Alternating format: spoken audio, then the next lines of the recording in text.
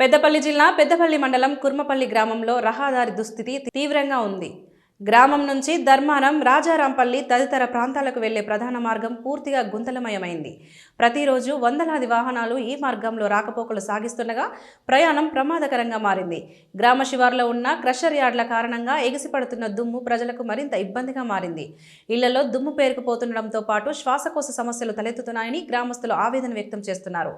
కొత్తగా ఏర్పడిన కాంగ్రెస్ ఎమ్మెల్యేకు పలుమార్లు వినతి పత్రాలు ఇచ్చినా ఎక్కడ వేసిన గొంగలి అక్కడే ఉన్నట్లు రోడ్డు పరిస్థితి మారలేదని ప్రజలు ఆరోపిస్తున్నారు. ఈ రహదారిపై ప్రయాణించే వాహనాలు దుమ్మెత్తిపోస్తుండటంతో చిన్నారులు, వృద్ధులు తీవ్ర ఇబ్బందులు పడుతున్నారు. ప్రమాదాలు జరిగే అవకాశాలు రోజురోజుకి పెరుగుతున్నాయని గ్రామస్తులు చెబుతున్నారు. ప్రజల సమస్యలను పట్టించుకోకుండా అధికారులు నిర్లక్ష్యంగా వ్యవహరిస్తున్నారని విమర్శిస్తున్నారు. ఇప్పటికైనా ప్రజాప్రతినిధులు స్పందించి రోడ్ల మరమ్మతులు పూర్తి చేసి ప్రజలకు ఉపశమనం కల్పించాలని గ్రామస్తులు కోరుతున్నారు.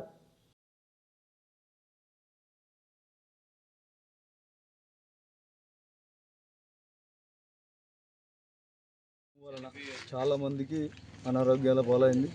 ఏ అధికారులు మేము కంప్లైంట్ చేసినా, కలెక్టర్ దాకా కంప్లైంట్ చేసినా, ఎంఆర్ఓ, ఎంపీడీఓ, మాకు తెలిసిన అధికారులకు అందరికీ ఇదివరకే చాలా సార్లు కంప్లైంట్ ఇవ్వడం జరిగింది.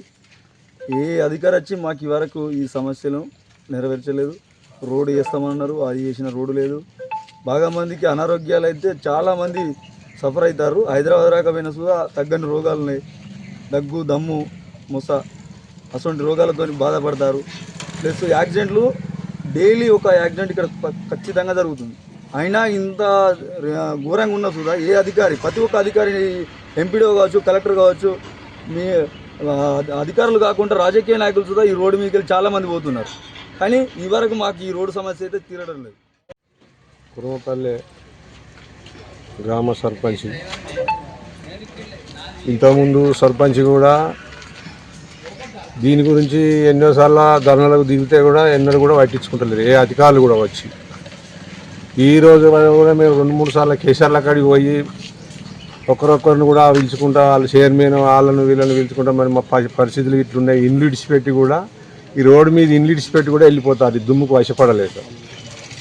అట్లా అయితే కొంచెం వాటర్ అన్న ట్రాక్టర్, కనీసానికి ట్రాక్టర్ పెట్టి వాటర్ అన్న కొట్టురు అని అందుకు అంటే కూడా ఎవరు కూడా పట్టించుకుంటలేదు.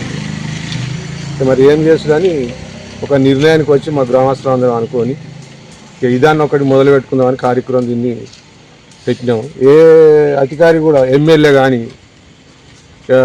ఎంపీడీఓలు కానీ, కలెక్టర్ కానీ, ఎంఆర్ఓలు కానీ, మరి ఈ పలకుర్తి ఎంఆర్ఓలు వీళ్ళందరూ కూడా ఈ నుంచే పోతారు. ఈ తవ్వని చూసుకుంటే పోతారు. ఈ నుంచి ఏం దుమ్ము జరుగుతుంది, ఏం జరుగుతుంది అంతా తెలుసు అందరికీ. ఏమో సర్పంచ్ను ఉప సర్పంచ్ చెప్పినట్టు అది షాప్ రోడ్ అయినా ఉంటుంది, ఇక్కడ షాప్ అయినా కానీ ఒక రోజుకు 10 సార్లు పోతాం నీళ్ళు వాటర్. లారీలు అయితే విపరీతమైన లారీలు పోడు, కోడిపిల్లలు అయితే 5-6 కోడిపిల్లలు ఎక్కించుకునేవారు. ఇంకొకరికి యాక్సిడెంట్ అవ్వు. ఇక్కడ 2-3 సార్లు పడ్డా నేను ఈ టర్నింగ్ మీద. లారీ అచ్చుడు పోడు, వాళ్ళు స్పీడ్ ఉండేవాళ్ళు. కానీ దీన్ని స్పందించి ఇకనన్నా అందరం కలిసి ఐక్యతగా రోడ్డు మీకు వచ్చి ఆపినాం కాబట్టి దేశాలలో కావచ్చు, ఆ దేశాలలోకి గుడి కోసం విషయంలో పోయినా కానీ మాకు డ్రగ్స్ కావాలి, అది కావాలని పోయినా కానీ మమ్మల్ని పట్టించుకోలేదు, స్పందించలేదు.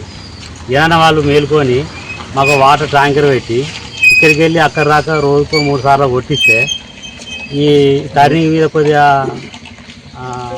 రోడ్డు వేస్తే